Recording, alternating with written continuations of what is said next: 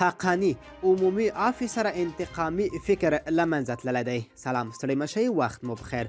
د کورنیو چارو سرپرست وزیر د ملګرو ملتونو د بشري حقونو له مشرې سره په لیدنه کې ویلي چې حکومت یې په عمومي عافیې سره د انتقامي فکر په له منځه وړلو کې پرمختګ کړی دی. د کورنیو چارو وزارت لخوا په خپره شوې خبرپاڼه کې راغلي چې د کورنیو چارو سرپرست وزیر سراج الدین حقانی دا څرګندونې د ملګرو ملتونو د بشري حقونو له مشرې میشل بیشلټ سره په لیدنه کې کړې دي. سرچینې زیاته کړې ده د دې لیدنې پر مهال بیشلټ ومنله چې افغانستان کې له روانو ستونزو یو شمېر یې د تېرې ادارې میراث او د ځینو ننګولو لامل د اقتصادي منابعو کمښت دی. هغه په دې برخه کې د خپلې مرستې ډاډ ورکړی. میشل عفوا د ملي پخلاینې لپاره لوی ګام وباله او هیله یې وښوده چې بشري حقونو ساتنې ته لا پاملرنه وشي.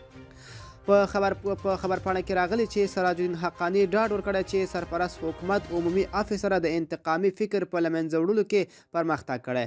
نړیوالې سره د اعتماد سازۍ لپاره د دوحې تړون مثبت یو اصل دی.